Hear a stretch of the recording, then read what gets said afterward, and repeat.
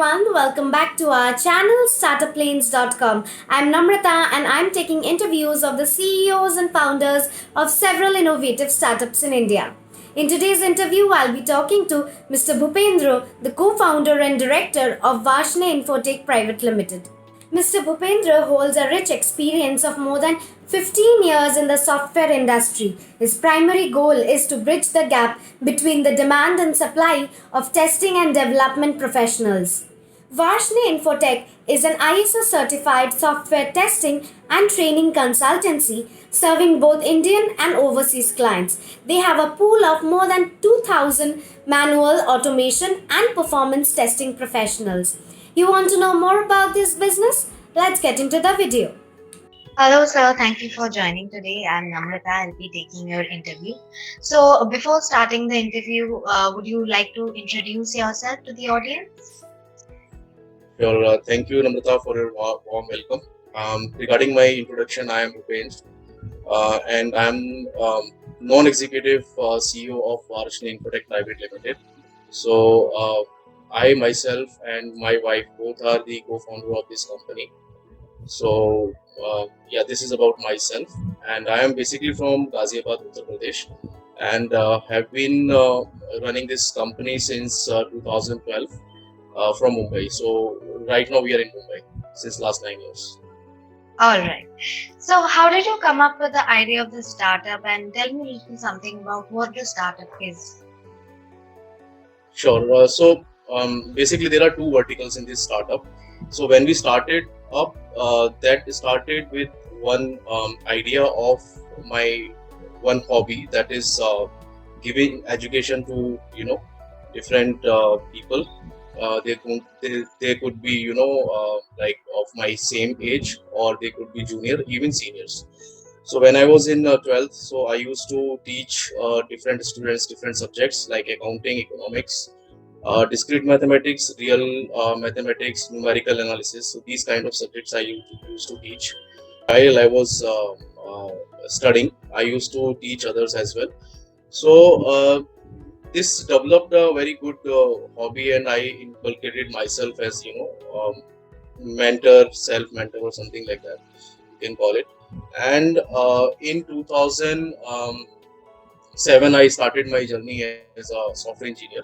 So I was working as a performance test engineer, and I learned one tool on my own with some small mentorship from others as well. So within 2 years, I developed myself into that technology, and in 2010, I started one startup called as Noida Classes for Software Testing Pvt Ltd in Noida. So after that, I got an opportunity in Mumbai. I moved to Mumbai, and in Mumbai, I started another company called as Varshney Infotech Pvt Ltd, for which we are actually talking now. So this is where we started our journey as an IT education provider, in which we used to teach students of various background, like they could be BTech engineering students, they could be already working people, working professionals, non-IT professionals. So the idea was to basically give the training in testing, automation testing, performance testing, security testing, and make themselves upskilled and skilled worker in software testing field, so that they can move their career forward. So that was the idea behind this entire initiative. Well, that sounds great, but when you started out with this new venture of yours, was there an existing market gap which you thought your product could rightly fit in? Yeah, definitely. Basically, that was an era when a lot of technology shift was going on, mostly into from web to mobile. Okay. And I don't think that time IoT was in the picture. IoT came in like 3-4 years back, but that time mostly all the applications were either moving from the manual to automated stuff through web applications, or those applications which were in web, they were converting into mobile applications. So there was a need to basically upskill IT professionals in that area, so that they can come up to that level At that time there were very few competitors in the market, and I found myself very comfortable. I will talk about that in next of your questions. I believe that you will ask about those in future, like upcoming questions also. So I will just give you very high level background that when I started, my motive was not to compete with others, but my motive was to start something which can create a value to students. Either they are working professional or they are students. If they are students, then they should get a placement. So that was in one of the SLA or service level agreement that we used to have with the students. And those who were already working in industry and they wanted to upgrade themselves from like functional manual testing to automation testing, so their motive was not placement because they were already placed, they were already working, but the motive was to basically get into the automation testing or performance testing. So within the IT itself, they wanted to get themselves placed. So it was not a first ground of placement, it was another level ground of placement for them. So it was a huge responsibilities. So I found myself different from others in a way that my focus was not just to give them just training. It was also one of the responsibility of myself, so that I can place themselves or I can shift their skills to next level. Right. So, talking about multi-level positioning of IT people in their various domains, did you find any particular difficulty or challenges while starting out? Yes, definitely. Actually, the main challenge was that there were a lot of other players as well in the market. However, for me, it was not a competition, as I said, but for someone who wants to upgrade themselves. For them, there were a lot of options available in the market. So the very first challenge was that how do I focus myself? How do I portray myself in the market? How should I portray my brand in the market? Because I was new. This VIPL Varshney Infotech Pvt Ltd was new, and Mumbai being a new city for me, it was altogether a very big challenge. And so uh, what I did was I jumped into the digital marketing. I mean, for market my startup. So I did good amount of SEO of my own website, and for your information, I created website on my own. And I had a great hobby to do some kind of web designing as well. However, this is not my forte, but still I took that lead and I developed decent website. It was not very vibrant, but it was good. It was serving my purpose. So after that, like it took around 2 to 3 months for me to basically bring my website on top 10. While you search any keyword like best software testing institute in Mumbai, Navi Mumbai, like that. So this actually gave me some kind of confidence when I started seeing my website among top 10, while there were already 30, 40, 50 players in the market. They were already well established. So when I got this confidence, then I thought to give more boost to this marketing thing, and I took some subscription for the marketing. Like one could be Just Dial, and there are others which I do not want to name them. So there were few relevant leads which I was started getting. So that actually gave me good number of initial students, but my focus never has been the number or the volume. It was more on whatever count I am getting from the market. That should be a quality count, and that should be relevant count, and then I should be able to upgrade their skills. So I used to interview them first before giving them the training. It's not for all of them, so that I also maintain my quality. So this was all about this journey, challenges, and how I overcame. Right. So, for someone like me who has very little amount of knowledge on in the IT industry and all, but if you had to explain your business model to me in layman terms, how would you do that? Great. So as I said, my so this is my one of the verticals, okay, which is training. Okay, I'll talk about other model as well. So in training, what we used to do is, we just suppose you want to jump into IT. You are a non-IT professional. Either you are a student or you are already working in some other stream. Now the very basic thing is that you should be very good in communication. Okay, because in IT mostly you will be talking to the global clients, global stakeholders. They could be client, they could be vendors, and even your co-workers. So it is very important. Even if you see in India, you know there are more than 22 type of communities we are living with, right? There are more than 25 languages that we are speaking. So it is very important for us to come up to the IT global environment, so that you don't have to struggle in future. So it's better you prepare first, rather than facing the challenges in future. So first thing is that you should have very good communication. Second thing is any graduation of any kind. If you ask me, can I become automation tester without having coding language, then I would say no. So when I say that with any graduation degree you can pursue this course, it means that you can become a functional tester where there is no coding required. You cannot become automation tester. Now, if you have done some engineering, whether it's IT or non-IT, irrespective of that, and if you have learned any one language like C, C++, Java, .NET, for that matter, any language, then you can become an automation tester as well. So in automation testing, there are few languages, either either Java, Python, .NET. These kind of language can be very well leveraged while you want to become an automation tester. So this all basically is what you have and what you want to become. I can easily fill that gap. So you come up with the problem statement, I will give you the solution. But if you are not a graduate, you have a diploma or something like that, I will be saying sorry. Because the primary criteria is that you should have at least BA, BCom, BE, BTech, any graduation degree to jump into this IT field, particularly into testing. Now, the second business model that I have not spoken as yet, wherein we got this opportunity in pandemic itself, wherein there were few companies who needed some automation testers from our company, our, you can say, institute or company.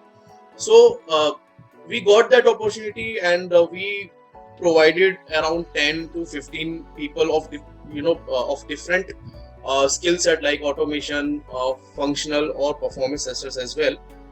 Starting from one client to 3-4 clients we served in last like 4-5 months when this pandemic started.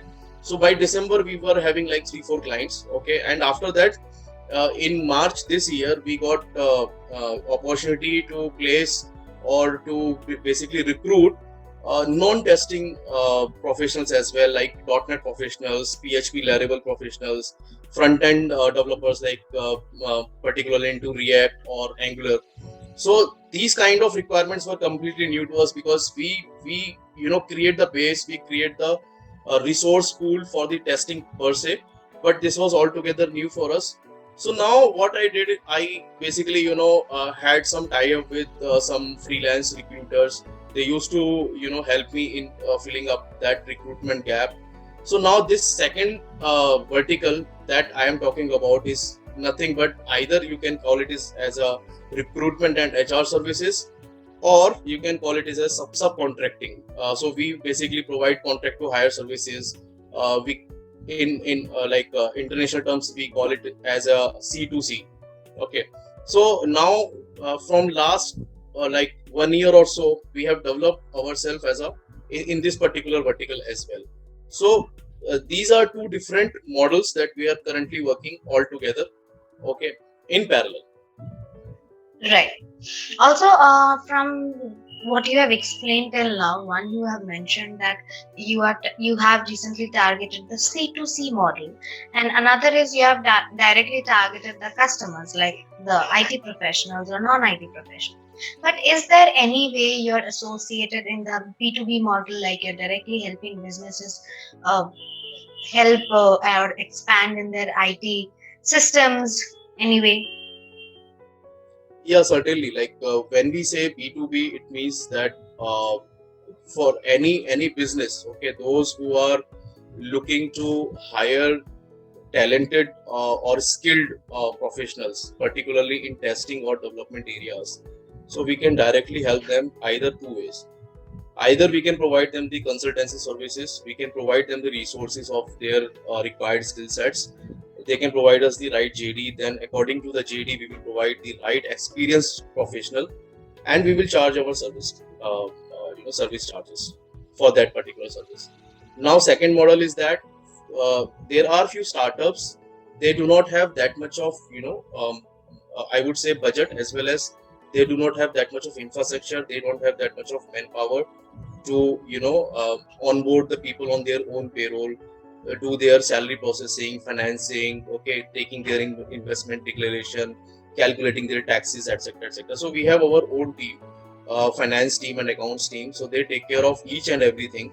If somebody wants to take these services from us, what we are gonna do here is, you provide me which resources do you want from us from development and testing background. So we will identify the resources. You will take your interview with the candidates, or you can hire someone. You can ask us to take the interview. That will be transparent.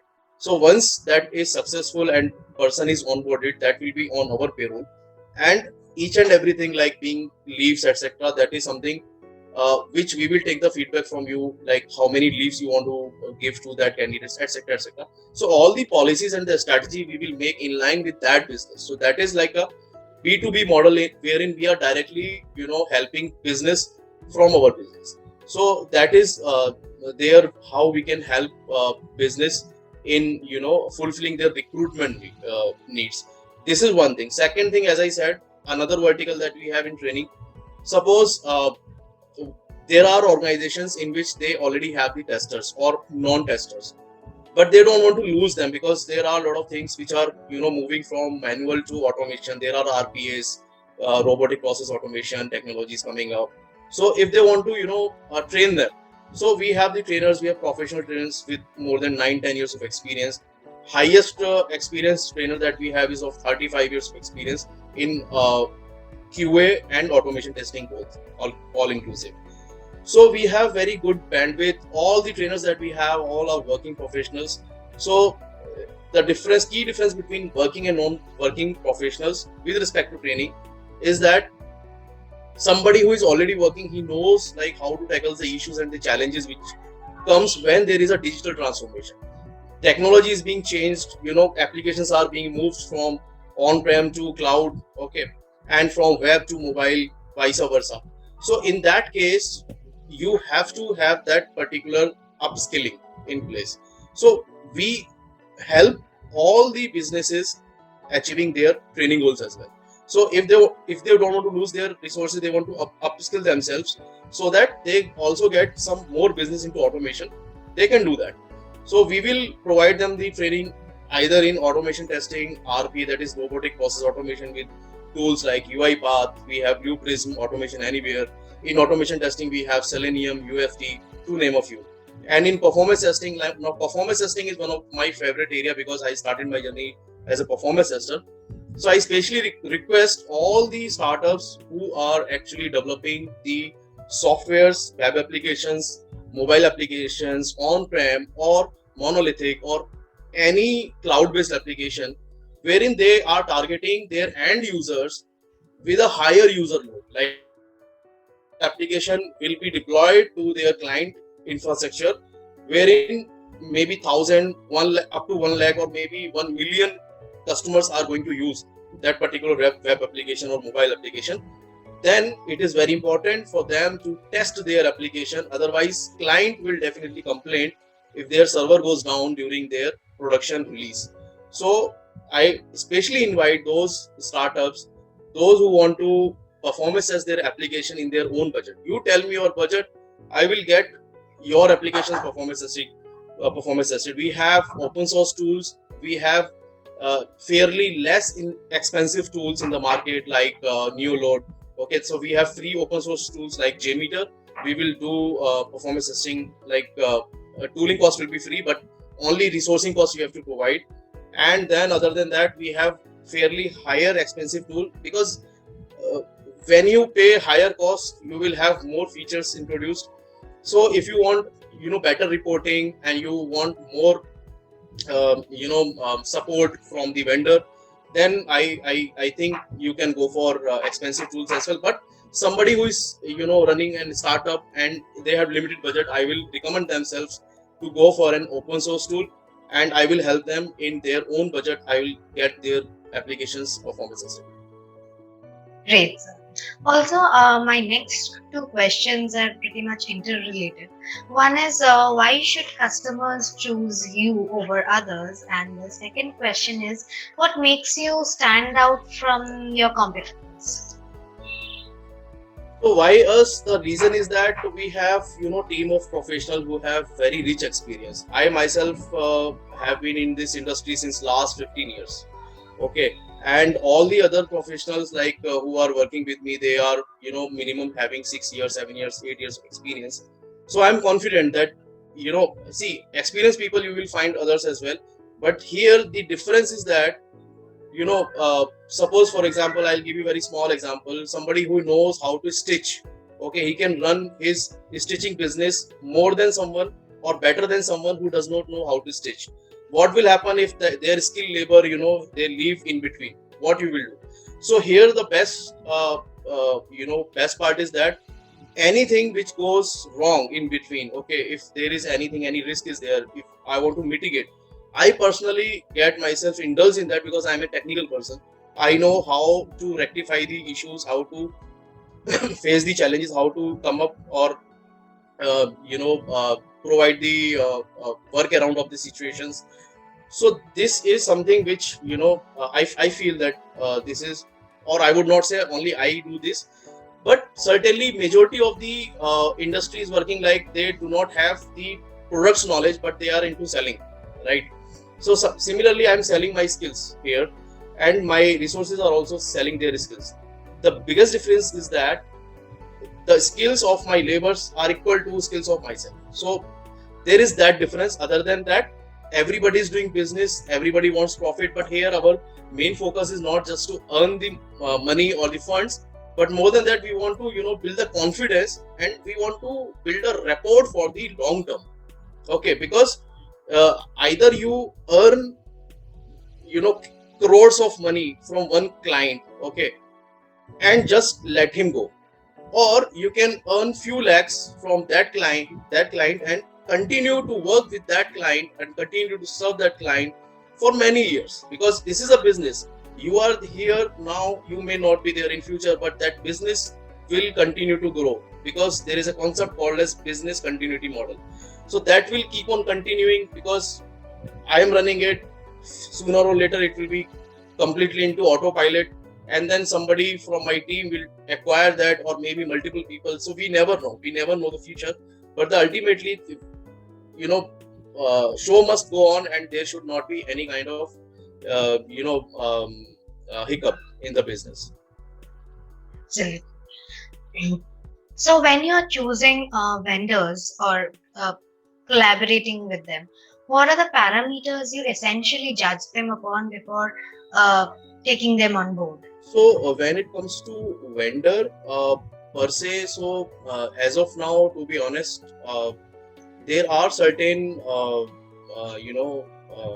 companies with whom we have done some tie-ups. They are particularly more into infrastructural thing, and in non-infrastructural thing, like we have a team of accounting and finance.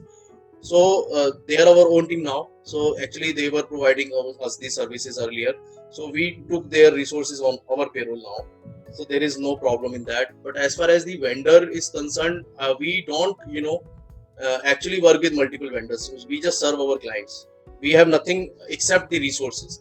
So I would rather say that instead of vendors, we basically take more care when we hire the resources.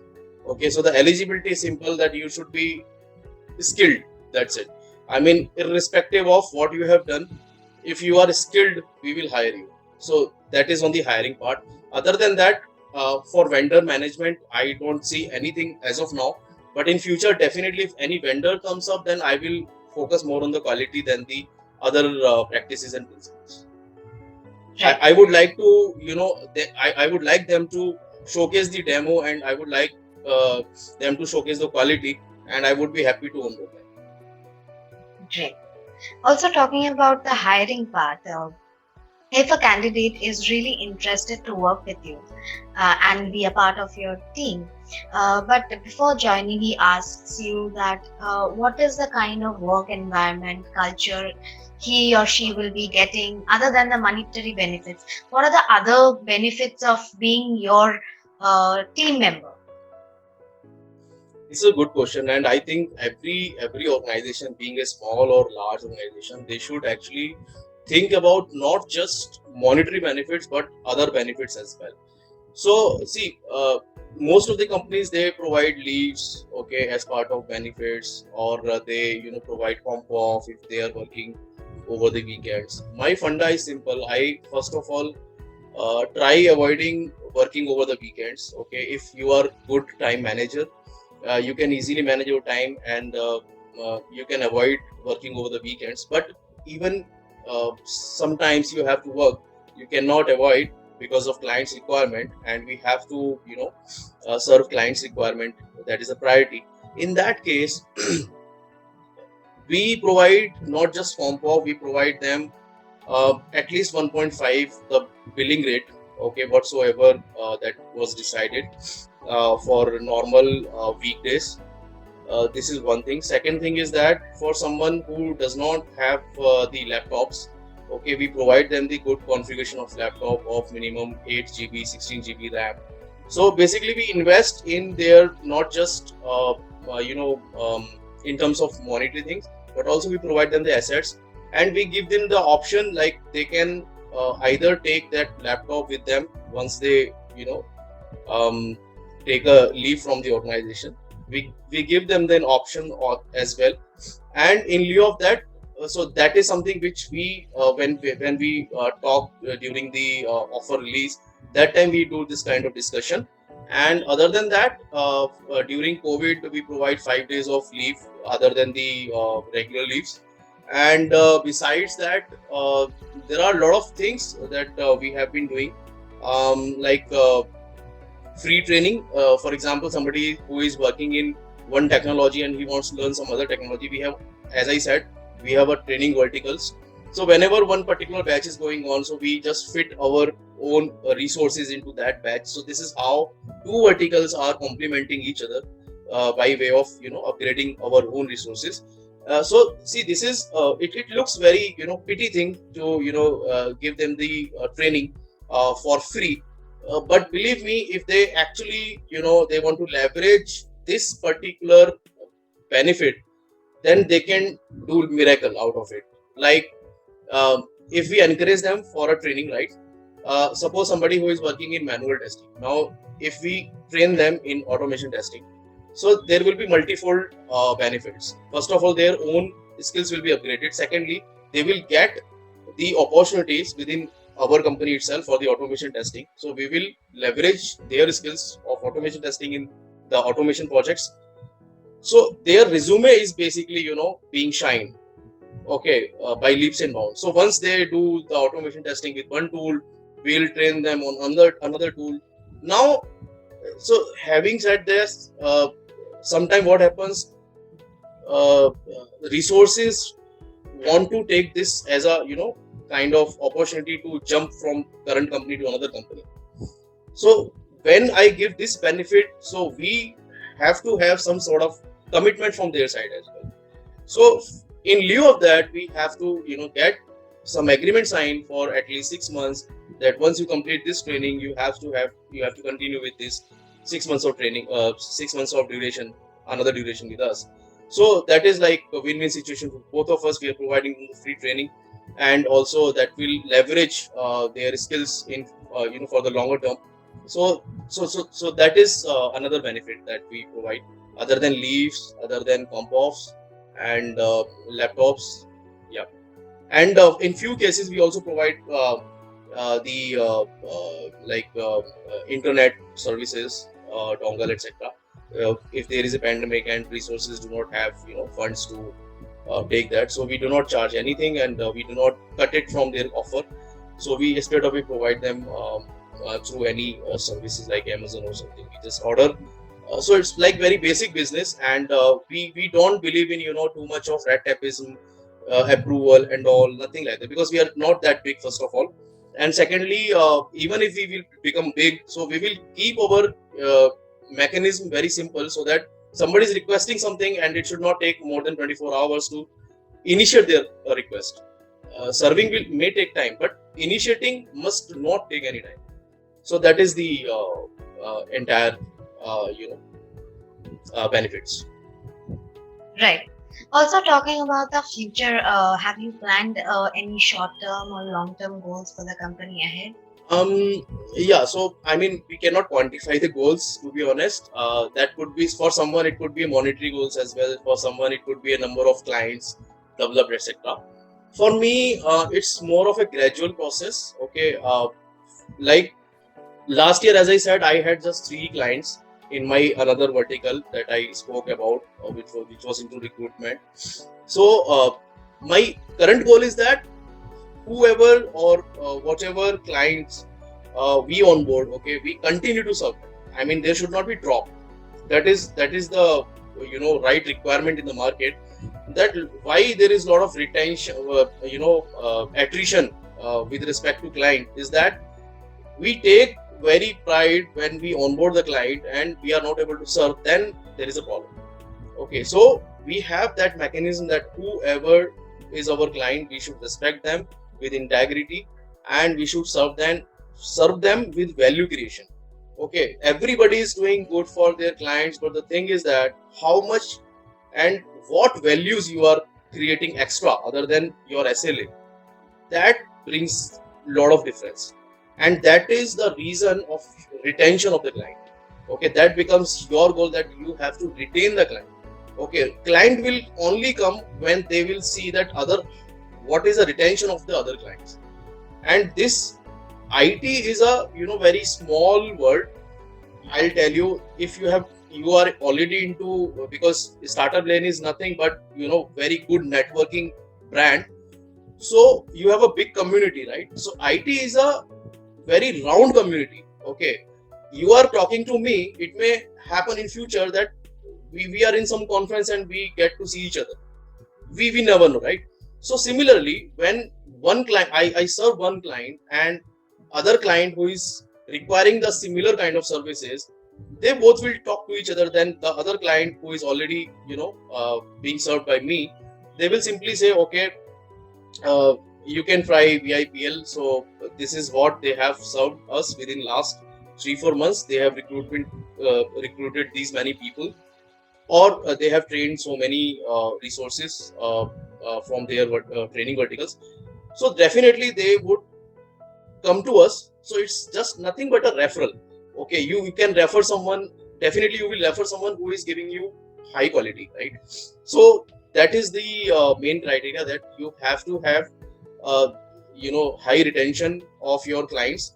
But if you ask me on very high level, that how do I quantify my goals, then I will simply say that I don't want to go exponentially, because it may give you negative impact as well, because I know that gradual or steady wins the race. Simple thing is that if I jump, then it may turn into accident, right? So I'll go slowly and gradually.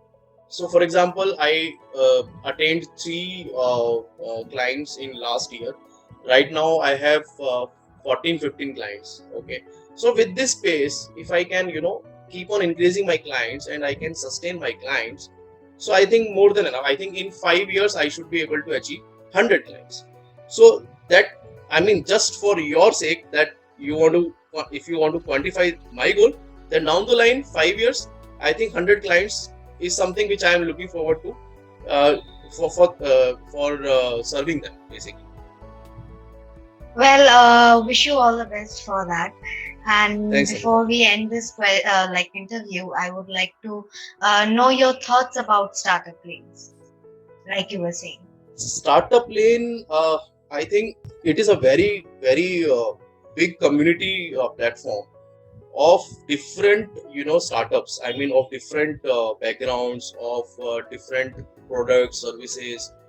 So it is a community of all startup in India. I was hearing the interview of Mr. Gupta, who is the founder of this startup Lanes. I think it was recorded last year, and he was saying that already 4,500 plus startups have subscribed to startup Lanes, which is really a commendable job. And he was saying officially it was a count, and unofficially more than 5,500 have been into your contacts to get subscribed to startup Lanes. So that is a huge count, and I wish you all the best. That it must be in lakhs now, because we have very huge scope startups. The challenge is that everybody wants to start their own startup, but they do not want they do not know where to go. They just start because over the night we are sleeping, and all of a sudden we get a thought that okay, let's start something like this. So you see, only those startup who think something different can only survive for a longer term. Those who are like a copycat, they just copy the concept from one and just copy and paste in their own business. They don't survive for a long term. So what I feel is that with platform like Startup Lanes, and with these kind of interviews, they will get to know the idea, right? That it's not about you want to cram the idea, or you want to steal the idea from others. It's more about idea to run the business, idea to get the idea of what you should start. So like I started what I believe that what I was very interested to do, like hobby. If I was not into this business, I would be a teacher. Okay, so this is how I harnessed my own hobby into this business. Okay, even if I'm not earning much, I'm okay, because I am serving my own hobby. So you should understand your positive things, and then you can leverage. So I think Startup Lane is that platform which actually provide the insights that what you want to become. Okay, if you go through with all the virtual meetings or interviews of Startup Lanes, and different CEOs and the MDs who have given their own interviews, so definitely that will help the newbies who want to enter in the business now in this particular era, wherein a lot of digital transformation has happened, IoT is coming up. So they will get to know what are the new technologies. When I am speaking, I spoken about a lot of technologies which may benefit some new startups. Okay, they might not be knowing about these technologies. So once they hear, they will do Google, they will understand what this technology is.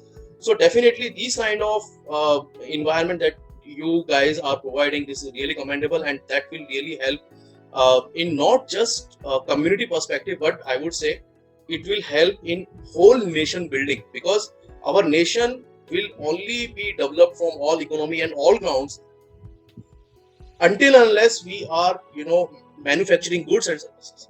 So we need startups. So that is why there are a lot of initiatives from governments also. They have Startup India, they have Skill India, they have got Atmanirbhar Bharat, Make in India. So these are all interrelated. Okay, so you have to harness these kind of facilities and leverage the platform, and it is like one of the best platform, I would say. I have never seen the kind of service you guys are providing that is for free. So hats off to you guys, and I am really proud to be part of Startup Lanes, and I wish you all the best, and I hope I will also get myself developed and grow along with you. Thank you so much. Well, thank you for your kind words, sir. It was really nice talking to you. Thank you for taking out your time and like sharing your views about your own business to our viewers. Anytime, Namrata. Thank you so much. Thanks for your time. Have a good day, Yes. and wish you all the team a very good future, and safe health also. Thank you, sir. Wishing you the same Thank as you. well.